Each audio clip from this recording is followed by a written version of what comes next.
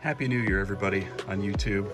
The people that are watching this, I appreciate it, but it's been a long time since I did a repost or an update on my little tank, and I thought today was the day. It's January 1st, 2021, and as you can see, my two clownfish and my royal grandma are fine. They're still alive. I haven't had any fish diseases, nothing like that wiped out my tank like when I got Brooke and destroyed my cool fish. I guess I actually did learn from it, and I did a 10-gallon quarantine tank, and I left them in there for the allotted time based on how people like Humble Fish say to do. Also, Inventory King, I take a lot of my cues from him, from Jesmosis, people like that on YouTube. I just appreciate all the free content out there that helps make this hobby a little more fun and a little easier. I do have some newer additions. This is green Sinularia that my good friend cut a piece for me, and these rocks here for some reason have bubble algae on them, and I've got the rubber band still on there because I want it to attach, and eventually I believe it'll attach to that back rock. But if this can still come off, I'm curious to see if anybody's ever done like a hydrogen peroxide dip just to kind of nuke all that bubble algae. And I could even hold the Sinularia even out of the solution for a while. But if you think that's worth it, if there's no big risk to it, let me know. And I might give that a shot because it just seems like it's really congregating right there.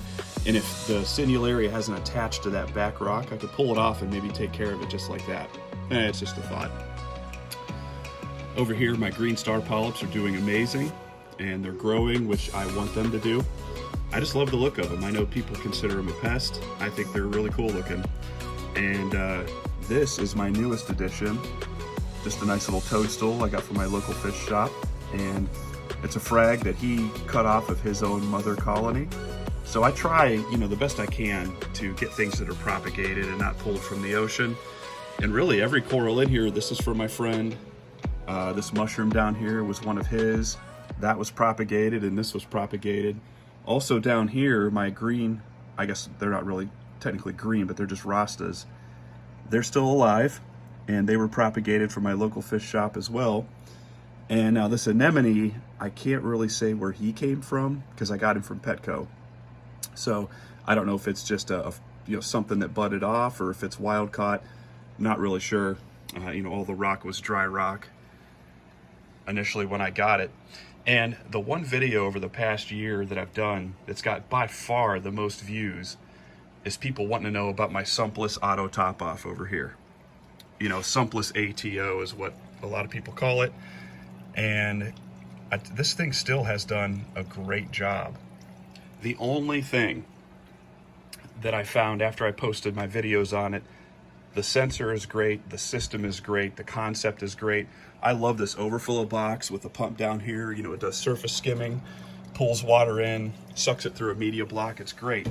The only thing is these little DC pumps. There's one inside the box down there to pull the water through and make it flow.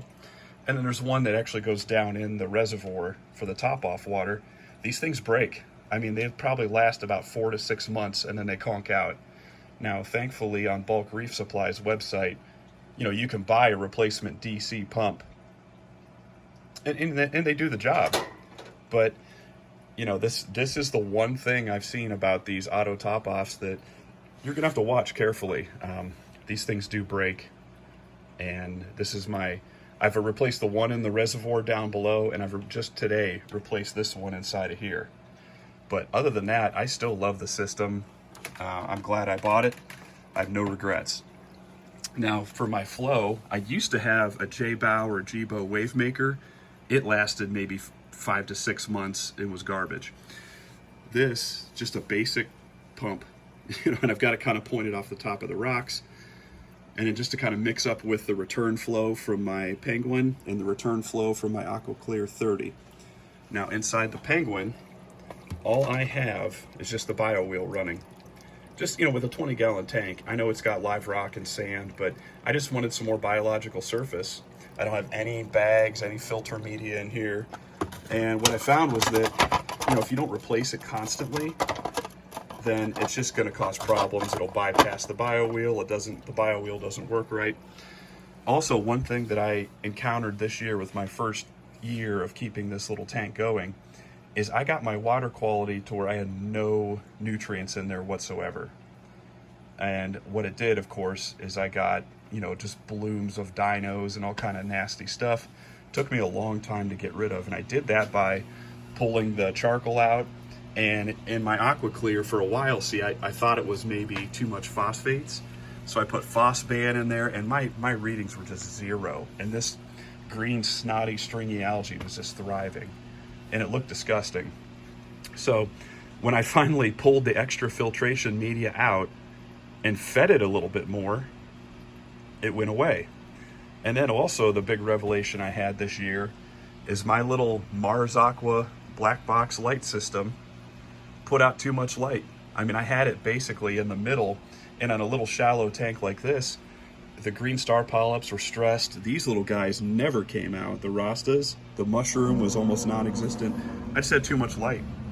The anemone was just a little guy, just a little, if you look at any of my old videos, you can see he was never very big. Well, it's because I was killing him with too much light.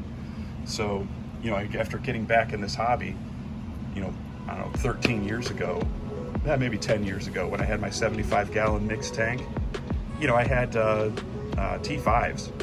So these new LED things they're new to me. And I kind of had to learn the hard way that you got to be careful that you don't overpower your corals.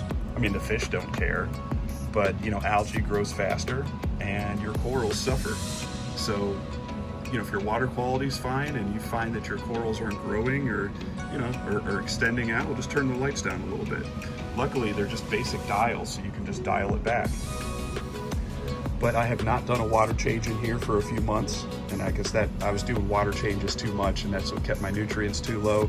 What I'm going to try to do is just kind of leave this thing alone. You know I've got scuzz here on the sand, and got a little algae there. My turbo snails were eating on it when I scraped it. But I mean, I know there's things in here. I don't want it to the sand to turn into a nutrient sink, but I also don't want to, you know, mess with this too much. I really want to see, I guess not what I can get away with, but you know, kind of what's best for the system. And I don't know what that'll be. Food, feeding wise, I just feed them flake food.